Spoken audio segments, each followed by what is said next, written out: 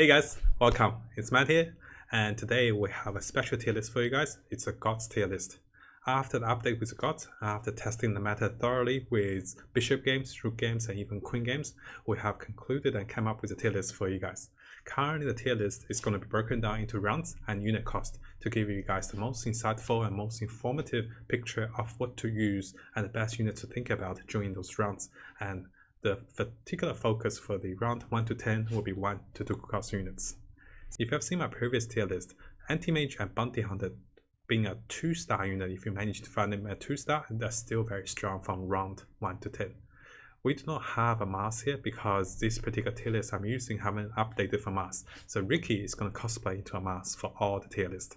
And Ricky is going to cosplay for Zeus for all the other tier lists as well. The unit we're going to be focused on this particular tier list is Mars. Why do those units help Mars and how can Mars make it work for us?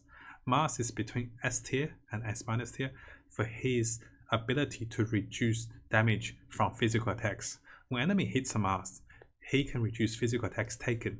And if you guys didn't know about mana, enemy has to deal 50 damage to receive maximum mana for each attack. When Mars reduces the physical attacks, his enemy will not be gaining mana as fast. In the earlier rounds, having a cast off, having a spell off can mean everything for the early units. So whoever gets a spell off early can just kill the unit before they do this. So Mars reduces enemy potential from gaining mana. That's the first thing. Second thing, with cooldown reduction, Mars can do incredible things with his allies. Himself will be doing AoE damage every 5 seconds. His allies can have an incredible boost of damage output once they have a few mana gaining items or once they have a Crystal Maiden on the board. Because of those combinations and Mars' versatility to be going to most early lineups, you can run him with a Bounty Hunter, run him with a Timbersaw, a Queen of Pain, but keep in mind, if it's a demon, you need 2 demons to run with Mars. You can run him with a Witch Doctor, that's why Witch Doctor is so high here. You can run him with 2-star Tinker, or even with a Crystal Maiden, but keep in mind you want to balance the tank ability in the early rounds, and you want as many 2-star units as you can. What I want to explain for this tier list is that I am assuming one thing. It's that all the 1-cost units are basically 2 stars or close to 2 stars when we use them. And all the 2-cost units here, say the Timbersaw and the Queen of Pain and Beastmaster, are units who are very close to 2-star. Say we have a pair, or we just use them as 1 star as they are. Because sometimes it's hard to find them as 2 stars in this early stage of the game. So this is a generic tier list that assumes the 1-cost units are 2 stars and the 2-cost units might not be 2 stars. So that's a highlight. So that's why when I say things like a Witch Doctor, a Morphling, or even an Axe or a Puck, they are 1-star units. So because they're 2-cost units, I don't assume we find them this early as a 2-star unit between round 1 to round 10. First, I want to talk about some changes. Right now, the S- tier no longer just have Clockwork. The Timber, Beastmaster, and Crown of Pain is up here for their ability to combine with the Mars to receive the cooldown reduction. Because they're AoE units, even at 1 star, they can do great work if they manage to cast twice. And for that particular reason, they have been putting up off the tier list because of Mars being there. The winners for the next part is actually the Tinker and the Crystal Maiden. Tinker went up from the bottom of the tier list because his ability as a 2-star unit to really enjoy Mars' reduction of cooldown. The downside for the Tinker is he needs mana for his first round of cast. Once he gets his first round of cast, his rockets should generate enough mana for his second round, which is a 3-second cooldown by the way guys. He's got 6 seconds, with a Mars he's got 3 seconds cooldown. Crystal Maiden is a key piece of unit for Mars even in the Mage and in any other builds, because having a Mars with cooldown reduction, you just need mana to get the first round of cast. You should be able to cast the second round quite quickly with the Crystal Maiden, or even without her if you do enough damage. There hasn't been any other massive changes on the first round of tier list, and I will be attaching my initial tier list, which will explain every unit in detail in the description below if you guys are interested. The key highlight here is the Ogre is pretty low here because his inability to run with a Mars, because Ogre himself is a race, and Ogre activates the race synergy for Ogres, which increase 10% health. Unfortunately here, he will disable the Mars. We'll prefer the cooldown reduction than 10% health for 1 unit. The last highlight for this particular round 1 to 10 tier list guys is the Tiny and Morphling. Simply being tiny as a warrior, he's pushing up because he supports a Mars. He's one of those warriors that can go with a mask before you want to replace him with a razor. Second thing with the Tiny and the Morphling is that they are the first two elementals you can find in the early game. If you haven't tried it, just a 1-star Tiny and a 1-star Razor can actually dominate the early game, say round 4, round 5, round 6. You can actually dominate because they can stone enemy units for 4 seconds. And unless you have terrible RNG, you usually see 1 or 2 stoning that will secure the round for you. Here we have the round 11 to 16 with the units 2 cost to 4 cost. And here we have a few assumptions, guys. We're assuming the 2 cost units are all 2-star units. We're assuming the 3 cost units are close to 2-star. Sometimes they are 2-star. We don't expect them to be 2-star. We're assuming the 4 cost units are just 1-stars. For example, Lone Druid is 1-star, Conquer is a 1-star, Beastmaster is a 2-star, while the Razor here can be a 1-star or 2-star. Well, I'm going to have Mars here because he's going to be a highlight for those changes to the units. That's why he's there. As you can see, we don't have any other 1-cost units up here. So right now, there isn't that much change for the top units. The Timber, the Queen of Pain, and the Beastmaster are there for the AoE potential. The Lone Druid is here for his easy access to be 2-star because he just needs 2 Lone Druid and for his activation of the Elves. The Conquer is here because he fits a Mars with a lineup of warriors. He does take away the human. If you are not using this Crystal Maiden, he can still be there. He provides Mars with tankiness and he can reduce his CDs with Mars and casting bolts more frequently. And even at 1-star, we know how strong a Conquer is. Doom is still up here. A few of the older units, which I explained in the older tier list, are still here for the reasons that they can cast or they can single out targets. Right now, Chaos Knight is an S- because it's a 2-star unit and it's a very strong knight. The downside is he will be falling off soon. Otherwise, I'll be putting the Chaos Knight up here. The units here are for the easy to find and also their carryover power into the rounds after round 17 as well.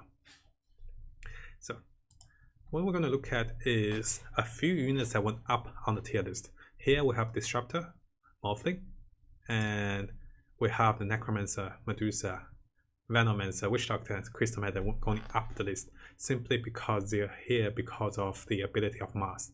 By having a Mars lineup and having those units with Mars, you can actually benefit quite a bit. The Morphling is up here for his ability to help with the Tiny and the Razor to stone enemies.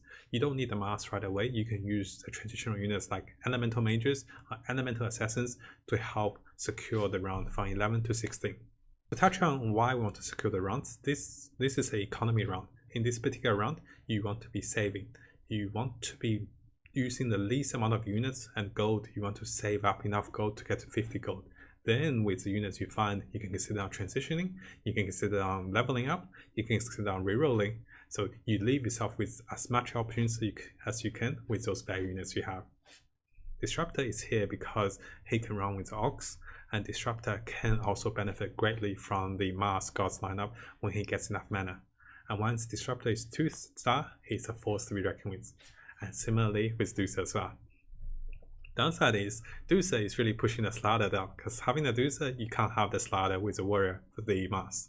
And usually we will prefer the Dusa because her with the shorter CD and mana is incredible. Venomancer and Witch Doctors are very unique with the Gods lineup. Being a Warlock, Venomancer and Witch Doctor do enjoy higher mana gain with each attack.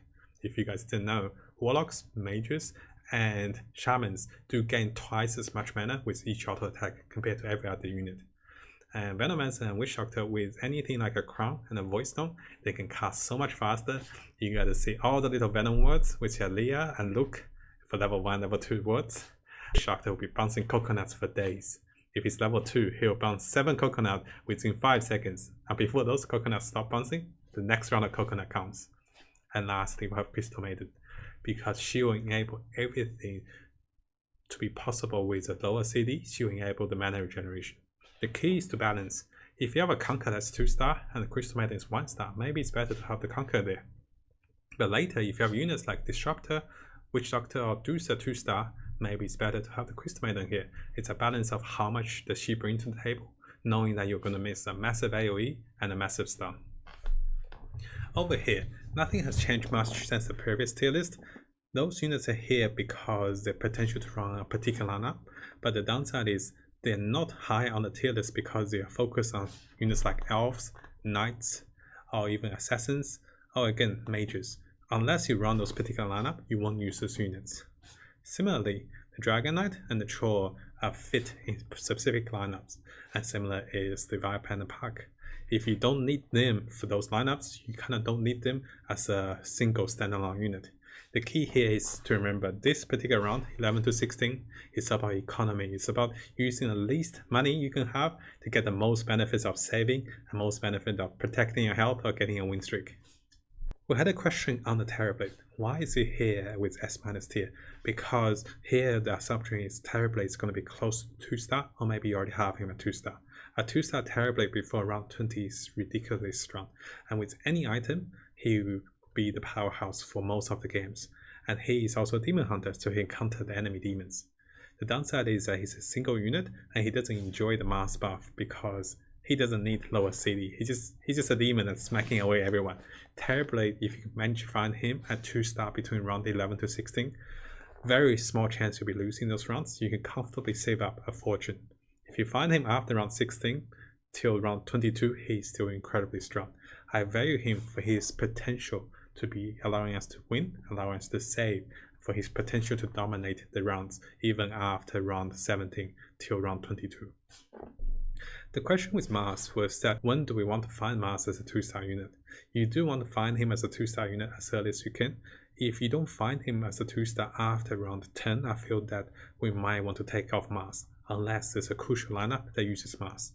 What do I mean by crucial lineup? For example, Timbersaw level 2, Queen of Pain, and then there's a Demon level 2, or just one of them level 2, a Beastmaster level 2, you have a Crystal Maiden level 1 and level 2, that your other units actually are benefited from the cooldown reduction compared to what they can benefit from a random unit that's not a mass. For example, if I have a Timbersaw level 2, I have a Bounty Hunter level 2, and a Clockwork level 1. I can decide, do I want a Clockwork or do I want a mass? Having the Clockwork give us a nanobot buff. Having a 1-star mass will give us cooldown reduction. But if I don't have a Crystal Maiden, or if I don't have any mana regen items, I'll definitely take the Clockwork, because nanobot is so strong early game, and a 1-star mass just won't do that much for us. Over here, we have the round from 17 to 25 for the units 2 cost to 4 cost. I feel that 1 cost units have fallen off here, and I definitely don't want to give you guys the false guide of trying to use a 1 cost unit that's 2-star here. But if it's a 1 cost unit that's 3-star, definitely use it here. We all know how strong they are. So the focus will be on 2 cost unit and 3 cost unit. I'll be assuming those units are 2-star units already. So you have found them into 2 stars. And I'm still assuming you are on a 2-star or 1-star purple unit. But the assumption is you're very close to finding them as 2-star, or they are already 2-star as well. The round 17 to 25 is a difference maker between the mid game. It's the difference between who will be coming 8th to 5th, and the difference between who will be coming top 3. Simply because this is when the builds truly come out. This is when the trolls, the knights, and you name it, the dragons comes out. All of a sudden you realize your goblins are falling off. So let's look at why, and let's look at how we can adjust for them. Top S3 units are still Conquer, Lone Druid, and Medusa for me. The Medusa has went up here simply for her abilities to enable with the Mars lineup, and her abilities to provide the magic resistance with the Nagas against mages and against Mars mages, because those things are running everywhere, and you really do want to take insurance against mages. Conquer is great because he's a warrior, and Conquer was explained in the previous tier list for his ability to do AoE. Now he's greater because if you don't run him in your Mars lineup, he can human silence, and he's already a 2-star most likely on round here, or he's close to a 2-star.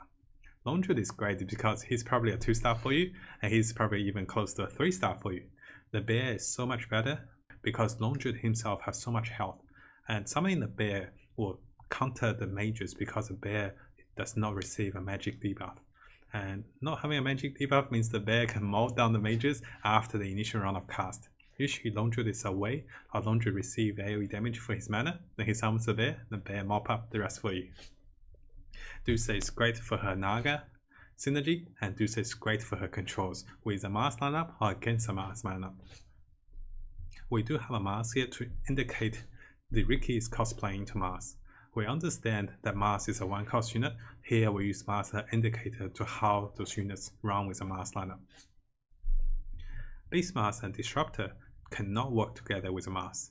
Beastmaster is probably falling off, but but Beastmaster has mass and the cooldown reduction, and you also don't need the Orc Warrior. Beastmaster can be incredibly strong with his short cooldown axes, because each time he casts his axes, they're physical, they also amplify his physical damage dealt to the units. So if he does that every 3 seconds, before you know it, he'll be hitting for 100 or 200 very soon. Disruptor is great. He should be almost 2-star for us, or maybe he's there to enable the mages, or to enable the Orc Warriors, or to enable the Mars mages to work wonders. Doom is a warrior. He's always great because 1-star Doom can doom the unit and disable them for 10 seconds. He also enables the Mars with the demon, because with the Doom, with the Mars, you just need 1 more warrior for 3 warriors, and you just need 1 more demon to disable the demon synergy to enable the god synergy. Alchemist reduces armor. And Alchemist, since the update, he transforms and instantly casts the armor reduction around him. It's a great unit in terms of amplifying the physical damage dealt. He's not that great with Mars because, yes, he does his spell, but it's not that impactful compared to other units, and the minus armor should not be overlaying. If I'm wrong, definitely let me know, guys. The Lycan here is good with Mars, but the downside is Lycan takes up a beast slot, also takes up a human slot. So if you have a Conqueror or Crystal Maiden, you can't use him. If you have a Venomancer, you can't use the Lycan. So even if you have a Tusk, you can't use the Lycan. So it's a really big trade-off. The key here is to remember, if the Lycan is a 2-star unit, he doesn't have to be in a Mars lineup. In any lineup that's Warrior, that's a Beast, or that's summoning lineup with Elves, he can be incredibly strong because not only is a human, he's a Beast as well. So the downside is also a plus side for him. He can be in a lineup for mages as well. He enjoys the 4 mage humans with the human silence as well. Razor is always a good unit. Now he's a 2-star. You can consider him in a Mars mage lineup, regular mage lineup, elemental mage lineup, or even just addition for a particular range DPS unit that does massive AoE damage for you. He has 10-second cooldown, usually in a fight. If you have a good front line, he can do twice of his spell casting. If he's in a Mars lineup or a Mars Zeus lineup, he can do from 3 times to 5 or 6 times casting. Shadowfiend is a great all-round demon with his AoE potential. He can AoE the units from afar, he can do great physical single target damage with his pure damage, and Shadowfiend can enable the Doom and Mars to work with the demons. Necrophore, Queen of Pain, and Crystal Maiden are the big winners on this particular tier list since the Gods update. We have seen how strong Necrophore can be, and if you guys haven't seen it, I'll attach in the link below to see the double Necrophore with Mars mage lineup. Necrophore is an incredibly strong unit by himself without Mars because he enables undead, he AoE heals and AoE damages. The downside is for his mana generation, and the downside is for his cooldown. He has a lower cooldown, but sometimes he can only get 1 up to 3 heals off when he doesn't go into a Mars mage lineup. But once he's in a Mars mage lineup, he'll be healing for about 3 seconds or close to 2 or 1.25 seconds every pop with a Mars Zeus and a Crystal Maiden. So imagine he's healing for 200 AoE and dealing 200 damage AoE every 1.25 seconds, and he's basically keeping everyone alive, and he's dealing massive damage to the enemy. Queen of Pain again is a demon activator or deactivator for the demons. She does great AoE damage, and she can enable the Doom or the Shadowfiend to be running in a Mars lineup. Downside for Queen of Pain is that she'll jump over sometimes if she's not positioned correctly. To position correctly, usually she's in the second front line, right next to the tanks, so she can hit enemy tanks and AoE in front of the enemy tanks instead of jumping to the back line and just blowing out her spells on one particular unit. Again, the Crystal Maiden is stepping up big time because of Mars and because her ability to recharge mana. She's so crucial unit that most people don't use Keep Up Light and most people don't use Conquer because they want her to be on the Mars lineup. And she's incredibly strong to enable the Zeus and the Mars lineup to be casting so frequently and so fast. So the moment she enables them to cast once, they should be able to sustain themselves with the damage to cast the second time, and before you know it, everything disappears. There hasn't been any massive changes from the bottom of the list. Currently, those units have fallen off because for their lack of abilities to do AoE damage, or because they lack abilities as a melee unit. Timber does AoE damage as a melee unit. The Witch Doctor and Venomancer is pretty highly rated because the ability to go with Mars, The downside is Witch Doctor and Venomous have fallen off greatly as well, because the rounds goes further. No longer is a single unit show, but rather it's a synergy show of units that controls the board or the units that does more damage. Templar is great, but although she can survive and she can go with Elf lineup and Assassin lineup, she's not one of those all-rounder unit you go, hey, I just want a Templar here, I don't care about my 2-star Clock, I don't care about my 2-star Timber. Sometimes she can do wonders, other times she's just like the last unit to die. It's a little awkward for her. Most of those units depends on a particular lineup, say the Trolls, the Knights, the Mages, or even the Elves. So the highlight here is those units will not be a game changer usually unless you run a particular build that you need the DK, you need the Troll, or say if you need a particular warrior for your 6 warriors, or if you need a hunter. Other than a particular lineup, they won't bring you much value from round 17 to 25 unless the lineup just needs them right now. The Lycan is still ranked highly even to round 25 because he is pretty strong as a human and as a tank frontline, as a summoners that punish people. When you're stronger, you punish people. When you're weaker, they can try to hold the line for you a little bit longer. So yes, if you look at 1 to 16, Lycan is still pretty high for us as well. Over here, we have the final tier list as the round 26 and plus. Usually, this is the mid-game to late-game transitions. Over here, we also have only the 5 cost units. Unfortunately, this tier list did not include Zeus at the moment we're casting, so Ricky is going to cosplay for Zeus first. What am I looking for in the late game or the mid to late game is initiators. The units that disable the enemy, the units that controls the board, the units have the biggest changing potential. And my initiators, top initiators used to be Tide and Disruptor. Now it's also Dusa, simply for her ability to counter the Mage or Gods lineup and for her ability to be used in those lineups as well. Because when Mage lineups runs around, the Tide and the Dusa can really reduce the magic damage they deal, and also they can be the damage amplifier for the mage lineup because their stuns and their stone gaze will stone enemy, delay them from killing your mages, and get the second round of spells off. We're going to look at the units over here, being Doom, Lich, Techies, Gyro, Enigma, Conquer, and Necro. Doom is a great counter caster. Once he dooms the enemy before they cast the spells, the enemy is pretty much useless for 10 or 15 seconds. Lich is great because if he gets his spells off, he doesn't have to care anymore. And if he doesn't get his spell off, Lich is kind of useless. But Lich can be run into a mage lineup with Crystal Maiden and with a good positioning, he can get his spell off. Similarly for Techies, Gyro, and Enigma, each serves a unique purpose. Lich reduces enemy attack speed, so he's great for neutral monsters. He's great against knights or single target damage dealers, say a dragon that's 2-star, a Luna that's 3-star, or even a Terrorblade 3-star. Because once a unit loses their attack speed, they tend to attack slower and give your units chance to recover, and as it bounces, it keeps bouncing back and forth sometimes. It also reduces multiple units attack speed. So Lich will also help your frontline from surviving longer as well, on top of the great damage he deals. Techies is pretty much a one-shot pony.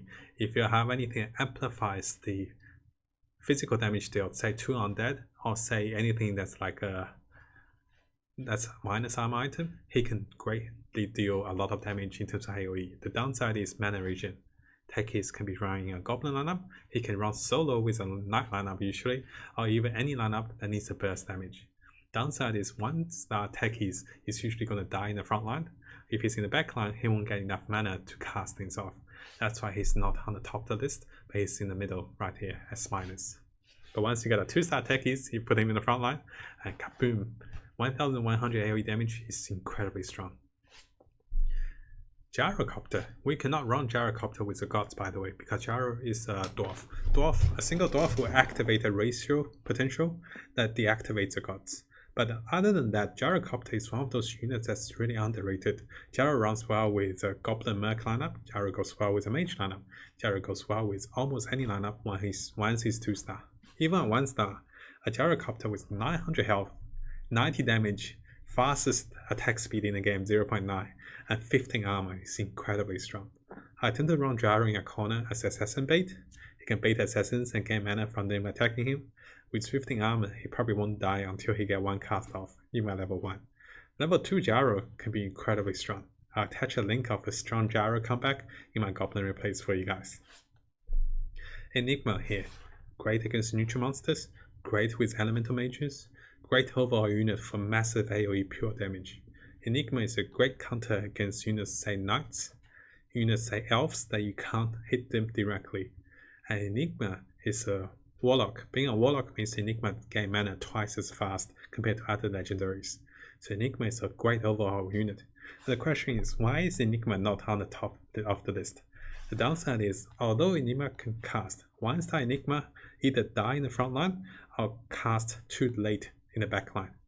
So half the time he will die gets human silenced, half the time he will die to burst damage in the front line, half the time in the back line he will cast too slowly to make an impactful change, or units jump away, or he casts on random enemy assassin.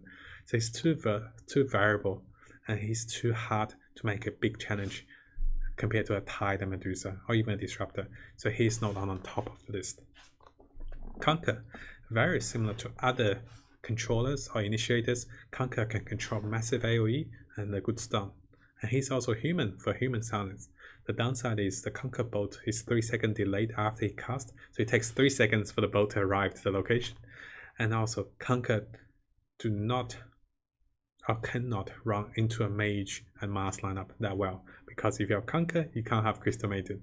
And in a late game like this one, the Crystal Maiden will enable the Tide, or the Medusa, or the Disruptor, or the Necro, or the Zeus to cast so much faster. So the Conquer is really pulling the leg off the mage lineup if you have a Conquer in the late game Mars Zeus lineup for the mages. Necromancer has been really getting a big focus here. I have put him up simply for his ability to run with multiple lineups and knights, undead, and of course you guys know it, with the mages with Marses. So Necromancer with the incredible short CD will keep your lineup healing for ages. I think Necromancer is actually S tier rated for the Mars mage lineup if you have a Mars and Zeus and a Crystal Maiden.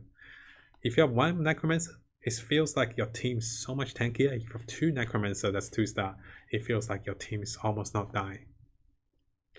Assumption for this particular tier list, guys, is that most of our 5-cost units are 1-star, and most of our 4-cost units will be 2-star here. So the 4-cost purple units are 2-star, and most of the legendary units are only 1-star here. So that's the assumption for this particular tier list. Lastly, we have Alchemist, Lone Druid, and Death Prophet. Alchemist amplifies physical damage. Lone Druid is usually 2-star to 3-star that can still be impactful. Why do I have the Death Prophet here as the lower legendary? I have explained in the previous tier list as well, it's her inability to get mana fast enough as a 1-star unit. And when she casts her spells, unlike the other legendaries, she has to wait a long time to make her value pay off. She has to survive for her spell to do damage. If she dies, everything goes. And also, she cannot enjoy a Mars lineup because she is one of the undead that collides with Necromancer. Well, I have tried to run a Death Prophet 2-star in a Mars lineup. Unfortunately, while enjoying the lower CD and better mana regen, she keeps casting her spells every 2 seconds, and basically it cancels all the previous spells. So she doesn't do amplified damage like multiples, she just does the same damage. She's pretty much the same. It's like a Necromancer. Instead of a 10 second cast with her ghost, she have infinite cast with her ghost. But the downside is each time she casts a ghost, all the ghosts disappears, they appear again. That wastes her damage potential as well. So she's actually not that great with a Mars lineup. In other lineups, she's a Warlock. She can run with 3 Warlocks, but the downside is if she's not getting mana fast, she's kind of useless. If she gets mana fast by being in the front line as a 1-star unit, she dies too fast. The trade-off is if she's 2-star with a good lineup, like say Trolls or say Knights, she can really push her damage potential. But I feel that she's quite situational and lineup dependent and item dependent, so I put her especially down to differentiate herself with the other gods. And for those units, the Troll, the Templar, the Keeper of the Light, and the DK are all situational units for a particular lineup. Choice for the Trolls, Keeper of the Light for the humans, or usually for the mages, and Dragonite for the knights, and all for the dragons. The Templar here is not that impactful for her single targetness, and she doesn't give that much to the team. Lastly, we'll be touching on the Zeus. I know you guys have been waiting for it. And to touch on the Zeus is an incredible nice mage unit. So Zeus will enable 6 mages or 3 mages easily for a lineup if we're looking for those. Zeus is a mage. Being a mage, summon or warlock, they will gain twice as much mana compared to other units, as long as you deal 50 damage normal attack to the enemy. As a mage Zeus is very strong against neutral monsters, against the enemy player by punishing them with additional health loss and with a massive AoE. So why isn't Zeus top of the S tier list? Because Zeus alone can't change the fight. Zeus require other units, same Crystal Maiden. Zeus require frontline. Zeus require units like Tide or Medusa to stun the enemy. Zeus require time for his first cast.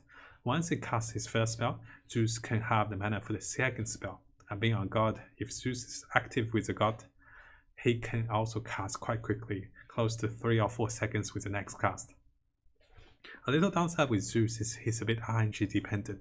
In case you guys didn't know, Zeus actually have 50% chance of missing on each of the enemy when he casts his AoE.